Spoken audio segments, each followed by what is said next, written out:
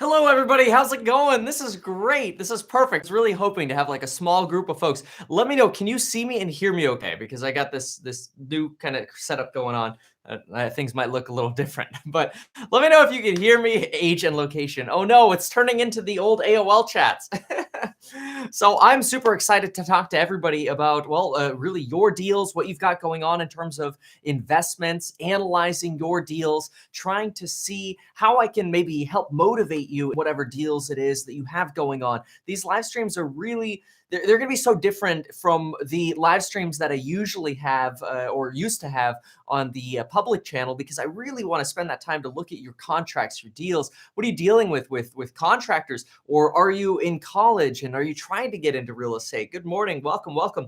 So, I mean, look, we've got folks, Orlando, I used to live in Florida, Oregon, Daytona. What's up, everybody? So tell me a little bit. I'm going to go through some of the messages that I got on Discord as well, of some things that folks wanted to talk about. But if you have any questions right out of the gate, let me know. I want to know, probably the first thing I'd like to know is, where are you right now? If you can type something in chat, say something like, hey, this is how old I am. I don't own a property yet. I do own a property yet. Ideally, if I could sort of cater the lives to exactly what it is you're looking for, then that's great. And then always after the lives, I'm going to be recording more lectures. So we'll be pumping out the actual course itself as well. So that'll be super fun. So we'll get right into that.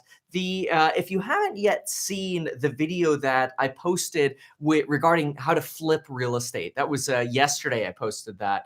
That I think is going to really help a lot of you folks out if you're ever thinking about flipping real estate. But we'll go into so much detail here in the course. So 38 Medford, Oregon. Let me ask you, do you own real estate yet? And do you have a family? Those are probably the biggest questions I always ask. So people come to me and initially the thoughts are usually, hey, I want to get into flipping real estate. I want to get into wholesaling real estate.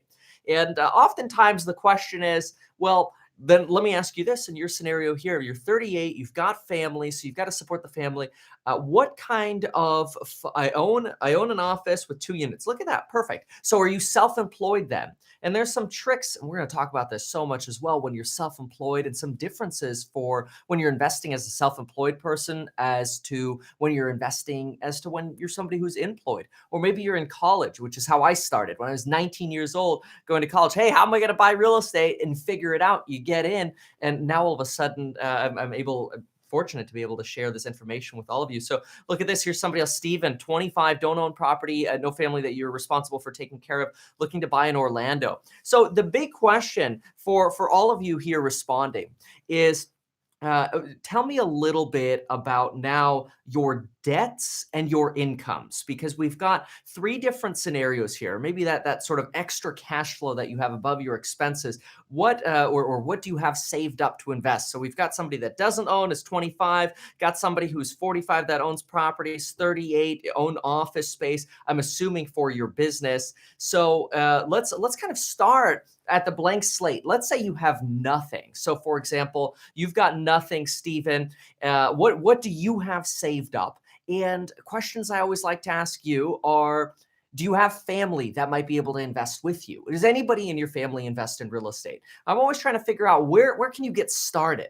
So, all right, so we've got family, you got 40K saved. You own an office with 2 units. So let me ask you this. It sounds like you're probably renting right now, but you do own that office with 2 units. So those 2 units, you either use both for your business or you use one for your business and you rent out the other. Am I right in assuming that? Okay, no fam. Okay, perfect. So I've got 40K saved up. So tell me a little bit more. You got 40K. Do you own a property? We got a lot of folks here looking for their first property. And look, we got Daniel, you're in contract. Awesome. Definitely bring your contract questions as well. If you're in escrow, you have questions about inspections. You could even link the deal if you wanted to. We'll look it up. Okay, perfect. No, you own it. And I rent to myself, the other one, and I rent to, okay, perfect. Good. So the way I always like to start is, if you don't already have property, I always like to ask, what are you paying in rent right now? So let's say you own 2 offices and those were both used for your business. You use one, you rent the other one out, but you're renting at home. Getting in to buy that property for you to live in might be a great way to start, especially if you've got 40K. Tell me the median prices in your area, but let's say you should be with 40K able to at least buy something that would replace your rent with maybe say 10% down. and maybe 5% down. You save up some money for fix up. And we get you into sort of controlling more real estate, much like somebody that Steven here, 53K in income, debt of 14K in student loans, and you got 10K saved up. So Steven, what is the interest rate on your student debt? Because much like your situation, I'd love to see you get into controlling real estate. But the big pieces of controlling real estate are figuring out how are we going to get your income up? And then how are we going to get your other recurring debt down? Anytime your income goes down and your recurring debt goes down, you're able to qualify more. We've got a bunch of lectures already in the financing section about how to qualify, how to calculate DTI, and these things. That debt to income is so important because that's really going to help you expand and develop into owning and controlling more real estate, which my goal, at least for all of you, is to see you all control as much real estate as possible. The more real estate you can control in sort of a safe, not overly leveraged way, let's turn on some more lights in the background, the better off typically in the long run you tend to be. And the reason I hang my hat on that so much is I look at how many folks do you know that are like 80, 90 years old, 70 years old that own real estate and regret having made those purchases. Usually when we hear regret related to real estate, it's because of people who lost property in say 2008. And now is such a different time from 2008, which we'll go into detail about that as well. And I've sort of done that already on the regular channel, but we'll talk more here. So just join the program. Wanted to know about getting a property in California. Houses are 800K and up, currently renting. So Mark, what are you paying in rent? And I'm going to spend the first bit of time always asking you some more questions, and then I could really pull the pieces together here. So what are you paying in rent? Your rate on the student loan is 4.5%. That's not bad, fam. Okay, got it. Looking to get started, looking to save around 30 to 45K. Gotcha. Okay. And all right. So Steven, you've got 14K in student debt. What kind of payments do you have on that? Because if you're making $53,000 a year, you've got a gross of about 4,400 per month, but you're making payments on these 14,000. Let's see. You got they're going to amortize that usually over 7 years though. So let me know what your payments are, and then let's see if it makes sense for you to keep that debt outstanding, or do we want to start paying off that student loan? About 140 per month. You know, honestly, with $140 per month, I probably wouldn't pay off that student debt yet. That debt is so cheap and your payment is so low, it's really not going to take away from you qualifying. So what are you paying in rent? Let's see. If you've got 4,400, you've got, do some quick debt to income math, minus 150. Okay, so you've got about a qualifying power of around $1,700. Now, not saying you want to max that, and you pay, look at that. Okay, this is perfect. Steven, this is great. So right now, Steven, you're paying $1,200 a month in rent. You have purchasing power, qualifying power of at least $1,750 per month. So the question becomes, the last question really for you is, what are the median prices in your area? Because you've got a great setup where your debts are very low, unless you've got a bunch of credit card debt or anything else that you're hiding. You've got low debts. You have the income to be able to justify replacing where you're renting and buy something. Now, that's not to say you want to spend $1,700 on a month to live in. Ideally, if you could buy something where you're matching your rental payment, or heck, you're spending a little bit more in rent, but maybe you're renting one of the rooms. Now, all of a sudden, you might actually be spending less money per month on your housing expense. And that property you buy in the future, you're going to turn into a rental. Much like, look at that, $230,000, $240 median house price. So a townhouse in your area probably runs maybe 180K. And if you went in, let's see here, let's do a quick little calculation. And then I want to get back to some of your other questions as well, folks. So if we did a quick calculation and said, let's say you bought a house for $230,000. Hopefully you get into a fixer-upper, because you folks know I love the fixer-uppers. Yeah, look at this. So if you got into something for $230 or $230,000, your monthly principal and interest payment would be $1,235. You would have probably property taxes and insurance. You'd probably be looking at about $1,500. Now you can buy a house with your income and your debts. Your total payment's about $1,500 before any kind of repairs or whatever. So add another $100 for repairs. So say you're into it for $1,600. Now you rent a room out for $400. Now all of a sudden you own a property for exactly the same payment as what your current rent is of $1,200. You control a piece of real estate that in the future you're going to turn into a rental property. And you could get in with, actually, your payment would probably be less because you've got a down payment here. I assume full financing. So you've got some money saved up, but 5% down and you're in. Now, you might want to save a little bit more because you are going to be up against closing costs. But what you might also want to do is check out affordable income programs in your area. These are usually great for single people. And sometimes you can get what's called down payment assistance if your income is below a certain level. And look, for your age, your income's great. It's just if they have those programs, why not take advantage of them? So let's see what else we got. We had somebody here. I'm going to scroll up for a second here. I wanted to hit the person with the office, Steve. No, Steven, we talked to you. I want to, Jason, I want to address yours. And where is Sorgolf or Sorgolf? Yeah, Sorgolf. Let me know what. Just clarify if you could. Are you currently owning a property that you live in, or do you rent where you live and sort of control those office spaces? Yeah, Jason, so you're 45. You have two houses. One is a rental property. One is a personal property. Jason Jackson, let me know what kind of additional funding do you have available, and how much do you like the house you're in right now? Because you're in a great position. You're 45, you've got one house already and that you live in, so you're not paying anybody else rent. So basically, you've got two properties where every single month, and I love doing this. I should do this more often because it's really motivating to me, but every time the auto pay goes out to pay the loans off on properties, I look at the amount of principal that gets paid off every single month, and it's mind-blowing the amount of money that you're sort of making by doing nothing, just paying off principal. And that goes to replace what you're paying in rent or your tenants paying off your loan for you. So extremely exciting to me. Okay, Steve Lang, perfect. So you own the offices, you bought them for 130K, they're worth 160 now, perfect. And Steve, do you own the property that you live in, or do you also, is it like a live work situation, or do you rent another place to live in? So that's great. Glad to hear they went up in value though. Let's see. Jonah's got a question here. Do you think you could speak of the seasonality of real estate? Been frustrating not seeing a lot of deals pop up over the last month or two. Yeah, so here's the thing with seasonality and sort of investing in real estate in this time frame. Usually December is extremely slow in terms of the volume of deals that come out. The summer is much busier. You get a lot more dollar volume that trades, a lot more units that trade. Here's the good thing about December, though.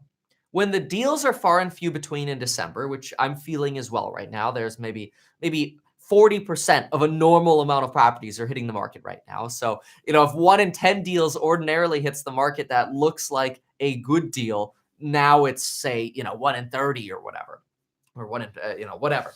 The nice thing about December, though, is because there are less properties that are hitting the market, there's less competition. So what this means is if a deal hits the market, and when that deal hits the market, and you have to be patient for it, anything that hits the market between now and the end of the year, probably even January 4th, is probably a seller that really needs to sell. And these could be opportunities to start considering writing lower offers. If you see properties that have 60, 90 days on the market, and they're just sitting there sort of stagnating, maybe you want to pick up the phone and kind of float in a verbal offer. Hey, do you think they'd be flexible around this price? Mostly because the people that are on the market now and are not pulling their properties off the market need to sell. But the same is true for people who are putting properties on the market the very first week in January.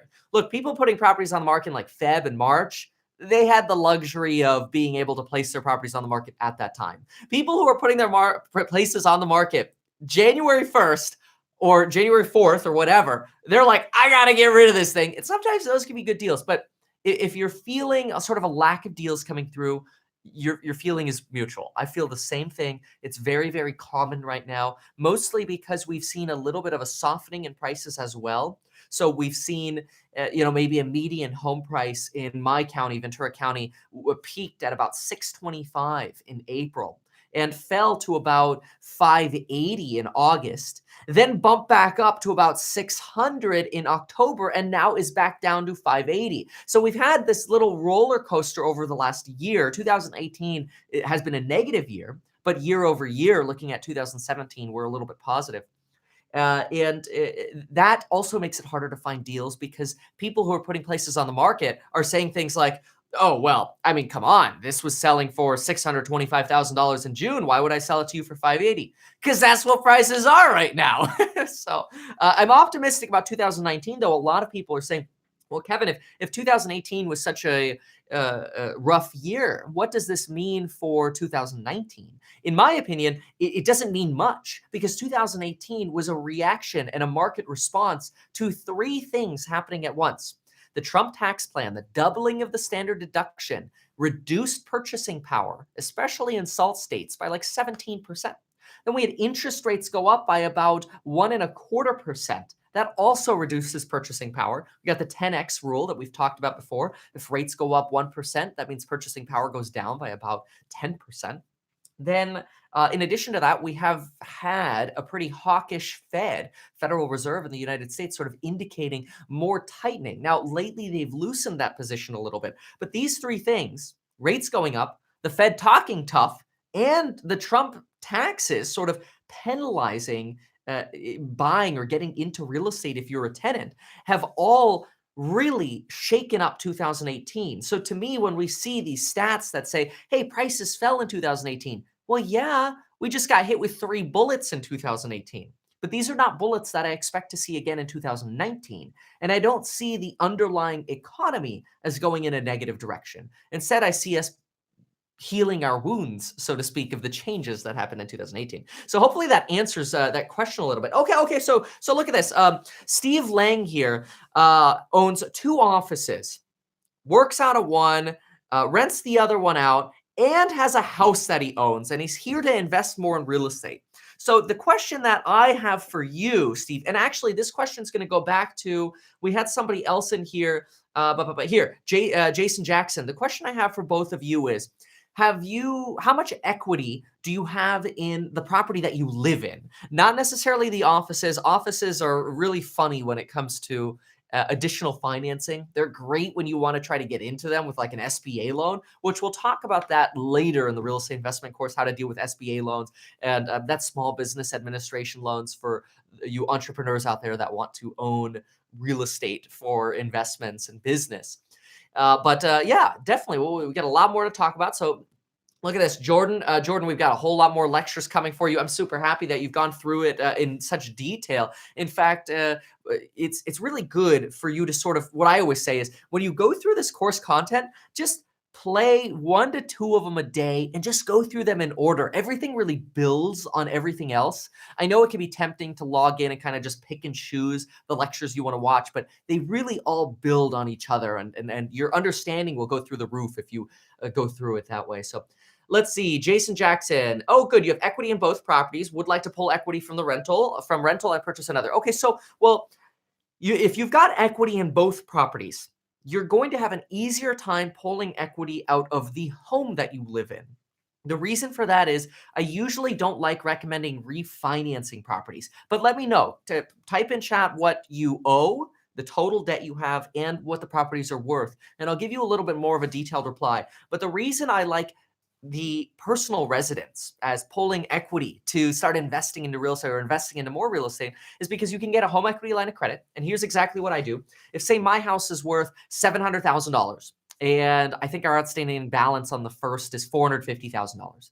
Well, we applied for a credit line and we have this open credit line of $125,000. So now if a deal comes along and a lender says, hey, great, Kevin, you want to buy this rental property, you're going to have to put 25% down to get the best rates today or whatever, or that's where it's going to cash flow, whatever. Uh-oh, that's not good. Everything went black. Hold on. There, you're back. Okay, sorry. The camera went to sleep. That's what it was. Okay, we're good though. So now all of a sudden I can write a check of $125,000 and buy a rental property, and I have this credit line that I'm using, and I'm paying interest only on that credit line. I usually don't like interest only debt, but what I do is as soon as I acquire another property, I make it my mission to pay off that credit line as soon as possible. So let's see what numbers we got here. For my house, I just got done with a refi. That's fine. So the house is worth 220, mortgage is about 160. Okay, good. So you left about 20% equity. So you took out an 80% refinance. That's great. So you might be on that one a little bit tapped in terms of getting a credit line for your situation. But the neat thing that you could do, and this is where building relationships with people out in the marketplace is much like getting a home equity line of credit, where you could pull out up to 80-90% of the debt you have on a property or the equity that you have on a property. You could leverage your house, and this gets a little riskier. You might want to take time with this, take this easy. Don't get too anxious to jump into real estate. But so you have a house that's worth 220 and you have a loan on it that's 160. I bet you could go out there and let's say you wanted to move and buy another house and you were going to put, I don't know, $40,000 down to buy another house. You could probably find somebody that would lend you a private money loan of say 20, 30, $40,000 on your house. You buy and control the other good deal, and then you pay off that hard money loan as soon as possible. I do that pretty regularly, and we'll talk in detail in lectures about how to structure that, how to draw notes and deeds, how to get the notaries done, get all of that stuff done. But private money could be a good option for somebody in your situation as well. So let's see what other questions we got here. So Tanner, bar and cafe underneath. Oh, look at this. You have a commercial listing, 7 rentals and retail underneath. Any suggestions on marketing the property to investors? So Tanner, are you also part of the real estate agent course? Just give me that quick little shout there. Let me look at some other questions here. But what do you think about Grant Cardone's? Okay, all right. So Bentley is asking me what I think about Grant Cardone's rule that you should rent the place you live in and buy your investment properties.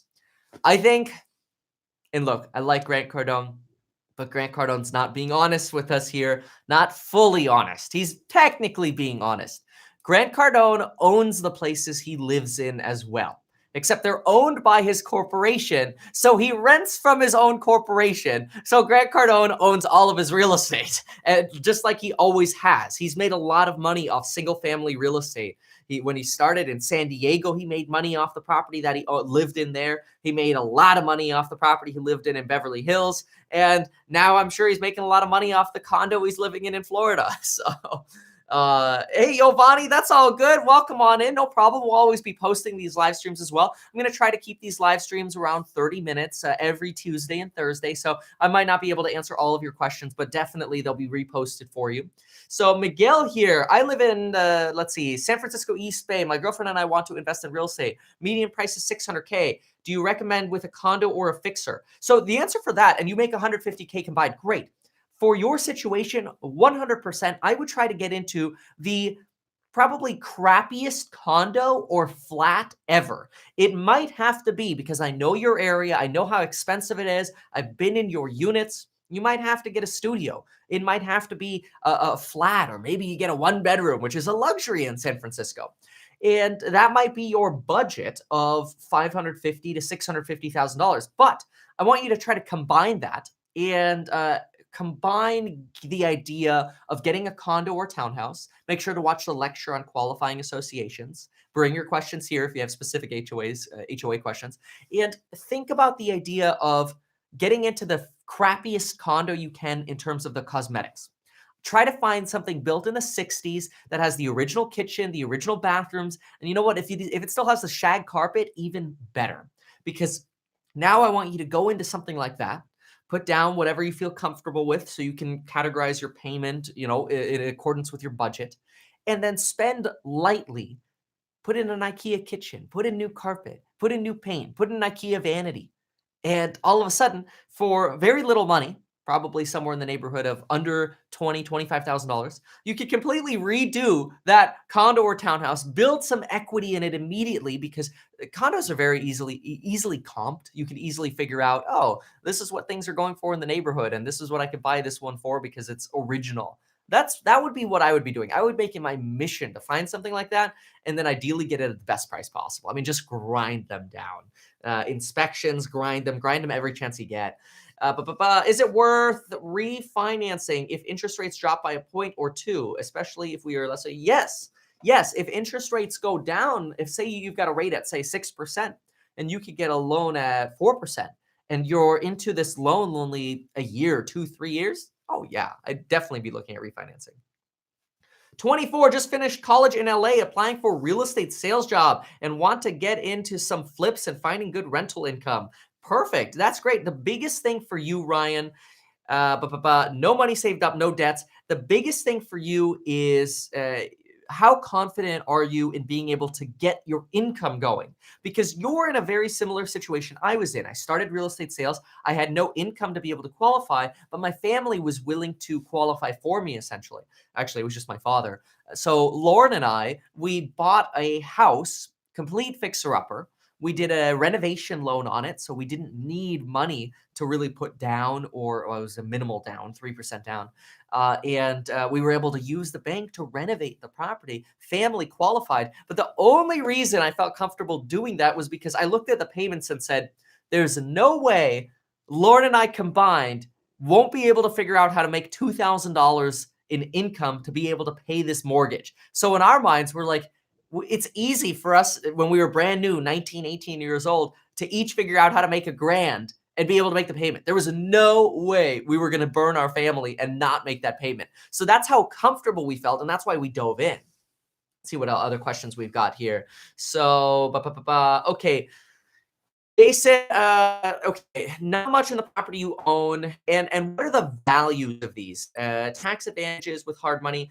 Yeah, okay, yes. So, Jason, let me know the values of the properties. And as far as the tax advantages of hard money, yes, as long as it's so always talk to a CPA about this, all right? I got to make that disclosure. But here's the thing. The way loans are written off has completely transformed in the United States thanks to Donald Trump in 2018. This is not political. It just is what it is. The way it works now is your interest gets traced as to where it went, not necessarily where it's secured against. So, for example, if you borrow money and you use that money to fix up a rental property, you might be able to write that off against your income from that rental property. That would include a hard money loan. If you have, say, a home equity line of credit and you use $50,000 and go buy an RV, even though that equity line of credit is secured against real estate and you used to be able to write that off, now the government says, well, wait a minute, where did the 50 grand go? Oh, you put it in an RV? Yeah, no, we're not letting you write that off anymore. So that's my understanding now. That's pretty limited understanding, but that's because these rules keep evolving. But good for you to know. So let's see. I inherited 25% on a fixer property in San Diego. Sorry for your loss. How can I go about getting the best deal on owning the whole property? It needs a lot of work. Ooh, yeah. So you're a minority shareholder in this. You own 25%, which is not a controlling interest, as I'm sure you already realize. Now the question becomes, how do you either control the entire property so you could fix it up or get your money out? Well, both of these are a little challenging. One, for you to be able to control the entire property, you'd have to come up with the funds and buy everybody out. If you have a 25% equity share and you can qualify for a loan, and the other 75% of people don't want to be a part of it, you can refinance the property, use the 25% equity you have as your down payment, get the other people off. Now you own the property. You're basically buying that and you'd be getting a loan. The other option is selling the property, which I don't encourage, especially if it's a fixer-upper. It's not going to sell for a good amount of money. There's no way with, your sort of smaller share that you're going to be able to control renovations and dictate what happens. It sounds to me like trying to see if everybody's willing to get out, and buying it out would be the best way to go. So let's see here. How do you screen contractors for fixer-uppers? What's the process for getting burned by shoddy work or bad contracts? So it's this. Yeah, this is why you're not looking into wedge properties. I totally get that. It's challenging. The best thing to do with contractors, and we're going to have an entire construction section dedicated to this in the course. So it's very hard for me to summarize right now, but I'm going to give you a little bit of advice to sort of hang your hat on. What you need to do is you need to have contracts that are very, very clear. Look at the last lecture I posted under, I believe it was section X. It's about 20 something minutes long. And it's literally me going through a new construction contract for a client that's looking to build a duplex. And I tear the contract apart. Overall, it was pretty good, but I tear it apart for detail. I want payment schedules. I want very high detail in all of the decisions made up front in that contract. I posted a video yesterday about how to flip real estate, and detail in contracts is exactly what's always missing. And when you have detail in contracts and you have a good payment schedule, then it becomes a lot harder for you to get burned, because you can very easily say, hey, at this point, the flooring should have been in and the baseboards should have been in. They're in. I owe you 70% payment. That's fine. But the way we set this up was that the last 30% was for correct touch up. And the baseboards were to be straight, caulked, and the flooring was to have no seams or gaps. Well, we've got some gaps over here. We've got caulking missing over here. We need you to finish this baseboard issue over here. Now, all of a sudden, you can respectfully say to the contractor, look, I will pay you as soon as you complete what we agreed upon in the contract. Can you make it next Monday? Can you send 2 guys next Tuesday to finish this out? Because I want to finish paying you. That's the best way to prevent getting burned. The worst thing you can do is you quickly look at it and they come up to you and you go, flooring's done, baseboards are in, give me my final payment. You cut the check to them, and then you find out that the caulking's not done, their seams messed up. Getting them back once you fully paid them is very difficult. So another thing I advocate in my contracts is having basically a clause that says you will not get the final payment for at least 1 week after you say the job is complete, so that I have time to make sure the job is complete. Because they love knocking on your door and going, I'm done, pay me, pay me, pay me. No. I need skin in the game. It doesn't mean you're trying to be mean to contractors and hold back money. It's just you need time to actually see, was it done correctly? When people are rushing you and you're stressed out and they're just trying to get you to cut a check, back. Okay, Jason Jackson. Yeah, so on your rental property, Jason, it's going to be a little hard for you to pull out equity on either of these properties just because of the way the ratios are lining up. The best thing, Jason, you could probably do is try to find somebody that's going to lend you some hard money, and then consider, would you be open to moving? So can you turn the property that you're in right now into a rental property? Can you buy another place with 5% down? Can you borrow, say, 20 grand from somebody else, maybe against your rental property that has this equity? Just go to somebody, hey, so-and-so, hey, how would you like to lend me $20,000? I'll pay you 8% interest only, and I'll give you a deed against my rental property, a second position deed. It's worth about $300 and I owe $245 on it. So there'd still be room after your loan as well. And now all of a sudden, maybe you could move into a new place, use that money to fix it up, and then do whatever you can to pay that second loan off as soon as possible. Yeah, so I don't like move-in ready properties because usually move-in ready properties sell for the most amount of money. That is, they sell for market value. I like buying real estate when I can get things for under market value. There's nothing wrong with that. But for example, and this is a quick note I'm going to make here, and I got to go very soon. If you buy new construction, brand new construction, it's great. You get 10-year builder warranties, you get amenities, you don't have to do anything. You get in, the house goes down in value right away. That's because you overpaid for the move-in readiness and you overpaid for the fact that you have these 10-year warranties. So immediately you lose money on a new construction build. The same happens on move-in ready, just not as extreme. Whereas if you buy something that needs work, and I'm not trying to convince you to buy something that needs work. If I didn't want to buy something that needed work, I would probably just go buy new construction. But I would understand that I'm not buying in the wedge. I would understand that it's okay. I'm parking my money here because I believe in this new construction development, try to get first phase new construction and all that. But as far as that, why do I like fixer-uppers? That's why. So let's see. Is there a time set you should live in a house before moving? No, no, not really. At minimum, you're supposed to stay there for at least a year. So if somebody wanted to be really aggressive, they could just keep buying a place every single year. Start with a condo, then a 1-bedroom, then a 2-bedroom, and kind of go up the ladder. Buying a crappy property, but not worth fixing up without adding a building in the back and a proper master suite and kitchen to open up a family. Mark, that sounds like a complete headache. Honestly, yeah.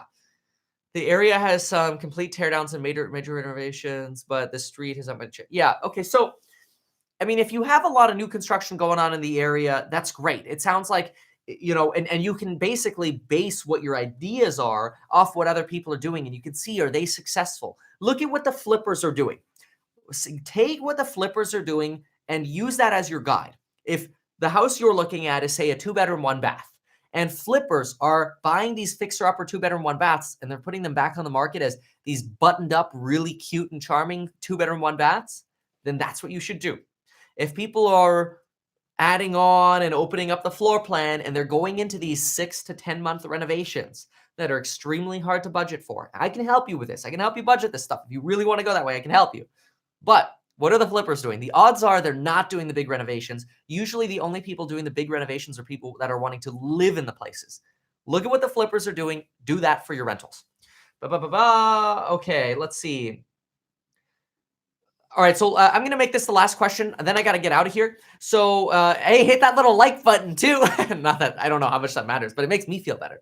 So, last question here. I have the option of getting a VA loan. Is it better to get a VA loan and pay it off as soon as possible, or use that down payment to get a separate loan on a rental? Thus, VA plus rental. 100% VA plus rental. The VA is basically, it's like getting a 20% down loan, putting down 0% because there's no mortgage insurance. It's a great deal. So whatever money you have, the first thing I would do is I would spend that money on trying to buy a fixer-upper and then fix the place up to live in it. Then whatever money you have left, maybe start considering shopping for a rental. Don't buy them both at the same time, though. You'll get stressed out, you'll get overwhelmed, and it doesn't work too well. So anyway, thank you so much for coming to the first live stream. I cannot wait to end the stream. Hit the little post button so that everybody can see it in our group. Thank you for joining. Remember, the next live stream is Thursday at 9:30 a.m. Pacific time again. Bring your questions. You can also message me on the private Discord or Instagram. Thanks, folks. We'll see y'all later.